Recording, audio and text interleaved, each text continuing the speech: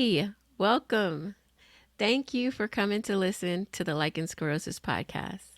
My name is Kathy, and this is our journal of learning about and living with lichen sclerosus.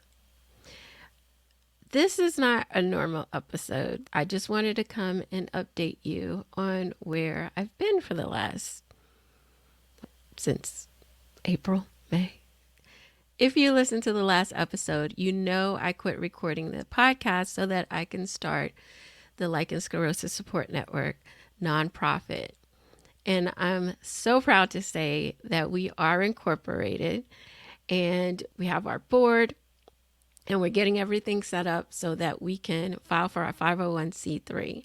And we have big mission and vision for our nonprofit. And I'm so excited. I'm working with some wonderful people.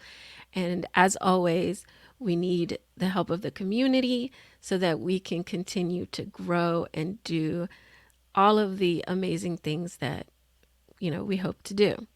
So I'll tell you a little bit about what we're doing. I don't want to go too far into the woods because this is just a quick update.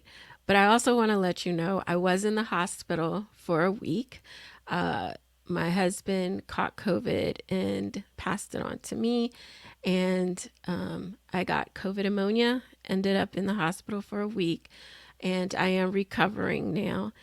I got out, I want to say,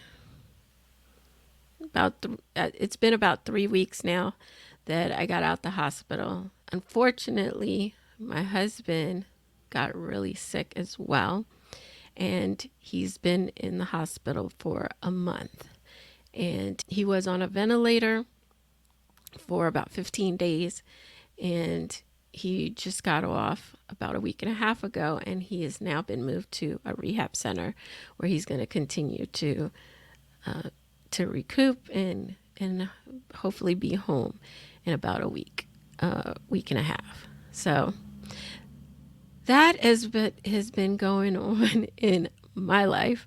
I hope yours has been way more healthier. I hope that you have had a lot of less stress and that you are doing way better. As I talked about in earlier episodes, I did work full time and I was working 48 plus hours a week. And at one point, it was becoming really difficult for me to keep up with the podcast and keep up with my schedule at work. I was the sole breadwinner in the home. At one point, my husband saw that I was struggling and he saw what I was doing and he believed in what I was doing to the point where we discussed it and made the decision that I would not work anymore and he would go back to work so that I could focus full time on my advocacy and support and bringing you guys the information about LS. And so now without him working, I don't know how long I will be able to continue doing my work before it becomes a financial burden on us. Some of the ladies in my group, the LS Warriors, have started a GoFundMe for our family to help with the financial burden that this is wrecked onto our family, because not only do we have to figure about bills and rent and food, but we also have medical bills now that we didn't have before. So yeah, that's fun. But if you are so inclined to and you want to help support the podcast, support me, my family, I will have the link to the GoFundMe in the description of this particular podcast episode. I won't have it in any other episode. If you do decide, I thank you so much, because it is truly something that obviously we think about, how long can we sustain this? Because he is going to have a very long road to recovery, being on a ventilator for that long, and just, it just wreaks havoc on his body, and he's still recovering from the ammonia. He's still on oxygen. He's learning how to walk again without the assistance of a walker, just building his strength up. And so they say his recovery can be anywhere from 3 to 6 months. And his job was a lot of walking. He worked in the hospital and he was delivering meals to patients, ironically. And we believe that's where he caught COVID. But we are here now and we are trying to stay positive. And I don't like asking you for anything that I can't give you something in return. But I hope that the podcast has helped you enough and maybe you feel inclined to help me right now in my time. And the community has done a tremendous job. If you follow me on Instagram, I've been updating you in my stories. I put a couple of videos out on YouTube, but this is the first time I'm coming to you in the podcast. So that being said, I will have the links if you don't like GoFundMe. People have also been reaching out on Venmo, and I will have that in the description as well. As you can hear, my voice is still very rough. I was on oxygen for 7 days and could barely breathe. So you're going to probably hear that in the intros and outros of the next, I don't know how many episodes, but it is what it is. A lot of the episodes that are coming out were recorded before I got COVID. So that's pretty much where I'm at right now.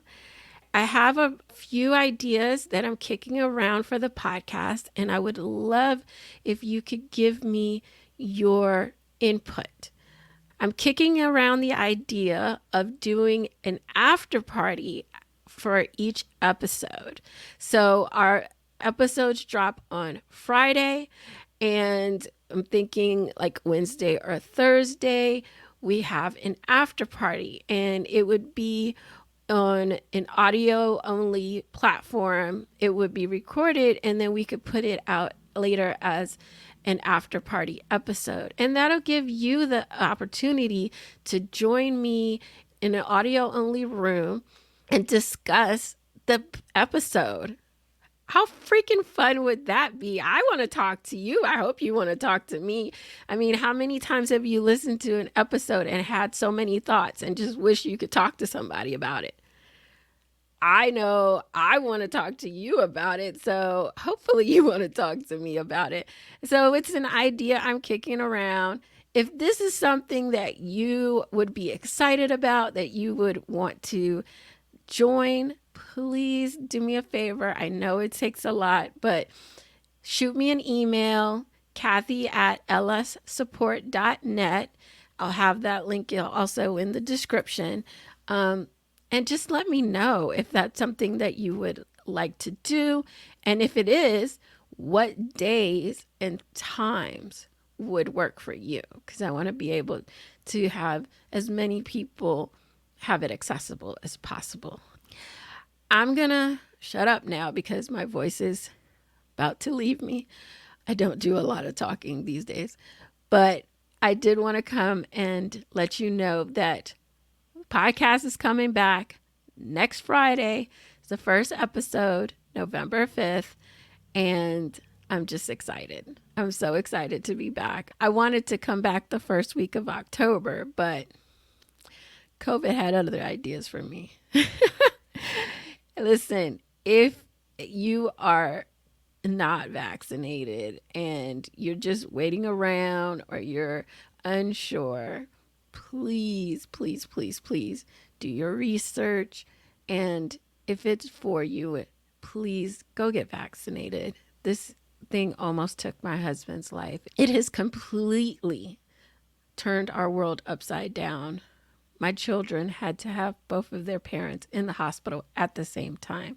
Can you imagine how scary that is? Can you imagine how stressful that is for us to know that they're in that position and while we're battling for our lives? So believe me, whatever little side effects you get from the vaccine will be way better than catching COVID. It is not just a flu. Please. I get this question a lot. I had one shot, my husband did not. I do believe that one shot helped me to recover faster. He doesn't have any underlying conditions. I have asthma. Everything in the book says that our physicians should have been reversed. So you just never, ever know. Please.